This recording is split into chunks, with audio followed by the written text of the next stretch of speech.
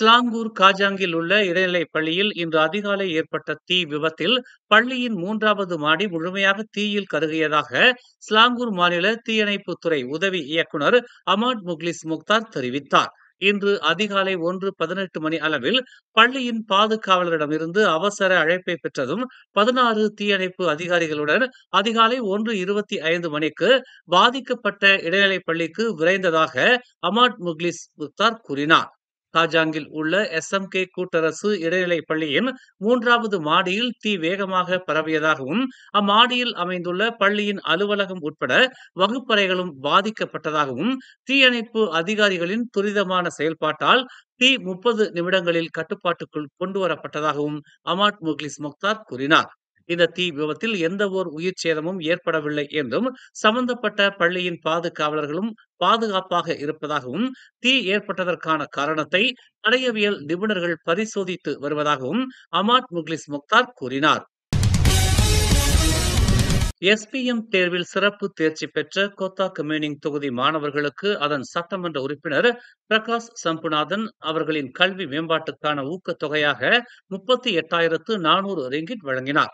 Kota கம்யூனிங்கில் உள்ள 6 இடைநிலைப் பள்ளிகளில் இருந்து 150க்கும் மேற்பட்ட மாணவர்கள் தேர்ந்தெடுக்கப்பட்டதாகவும், அவர்களில் SPM தேர்வில் சிறப்பு தேர்ச்சி பெற்ற மாணவர்களுக்கு மேல் கல்விக்கு பயனளிக்கும் வகையில் இந்த ஊக்கத்தொகை அமைவதாகவும் அவர் குறிப்பிட்டார். ஒரு தோட்ட தொழிலாளியின் மகனான தாம் இப்போது சட்டத்துறையில் பட்டம் பெற்றவராகவும் சட்டமன்ற உறுப்பினராகவும் இருக்கிறேன் என்றால் அதற்கு கல்வி மிக முக்கிய காரணம் என்றும், எந்த ஒரு சூழ்நிலையிலும் கல்வியை நிறுத்தாமலும் அதற்கு தடை ஏற்படாமலும் இருக்க தாம் உறுதுணையாக இருப்பதாகவும் பிரகாஷ் சம்புநாதன் நம்பிக்கை தெரிவித்தார். மாட்சிமை தங்கிய மாமன்னர் சுல்தான் இப்ராஹிம் சுல்தான் இஸ்கண்டார் உருவப்படத்தை கொண்டு வெளியிடப்பட்ட ஒரு காணொளி சமூக வலைத்தளங்களில் பரவியது தொடர்பாக அது போலியான காணொளி என்று மாமன்னரின் அலுவலகம் இன்று விளக்கமளித்துள்ளது. AI மூலமாக அக்காணொளி வடிவமைக்கப்பட்டிருப்பதாகவும், அதில் தெரிவிக்கப்பட்டிருக்கும் கருத்து எதுவும் மாமன்னரின் கருத்துக்களாக கருத வேண்டாம் என்றும் வலியுறுத்தப்பட்டுள்ளது. சம்பந்தப்பட்ட காணொளியில் மாமன்னர் முதலீட்டு நிறுவனத்திற்கு ஆதரவளிக்கும்படியாக அமைந்திருப்பதை மாமன்னர் அலுவலகம் மறுத்தது. மாமன்னர் எந்த ஒரு முதலீடு நிறுவனத்திற்கும் ஆதரவாகவோ, மக்களை பயன்படுத்திக் கொள்ளும்படியான எந்த ஒரு முதலீட்டுடனும் தொடர்பில் இல்லை என்றும், சம்பந்தப்பட்ட போலி காணொளிக்கு எதிராக காவல்துறை நடவடிக்கை மேற்கொள்ளும் என்றும் தெரிவிக்கப்பட்டுள்ளது. முன்னாள் பிரதமர் டாக்டர் மகாதீர் முகமதுவின் 100வது பிறந்த நாளை முன்னிட்டு ஒற்றுமை அரசாங்க தலைவர்கள் பலர் அவருக்கு வாழ்த்துக்களை தெரிவித்துள்ளனர்.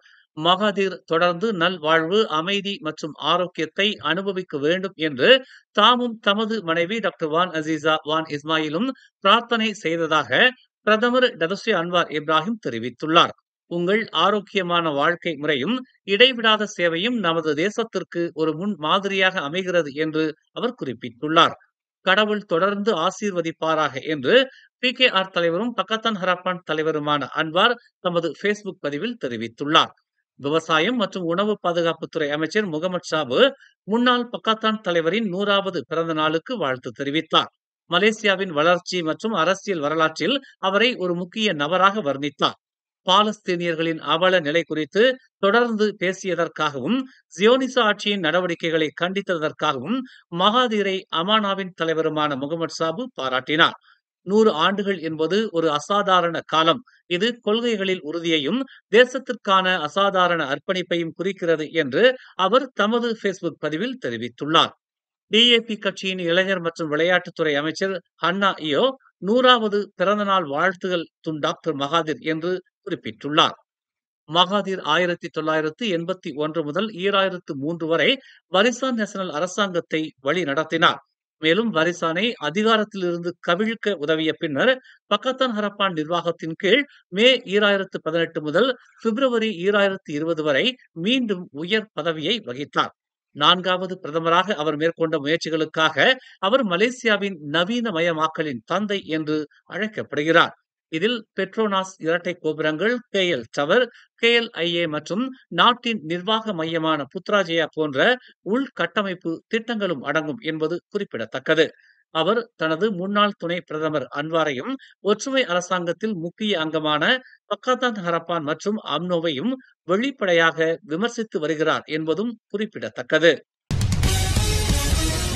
மேலும் செய்திகளை தெரிந்து கொள்ள தமிழ் மலர் நாளிதழை பாருங்கள். எங்களோடு இணைந்திருக்க மலர் டிவியை பதிவு செய்து கொள்ளுங்கள். உறவுகள் மகிழ்ந்திட விருப்பம் மற்றும் பகிர்வு சேவையை சொடுக்கிடுங்கள்.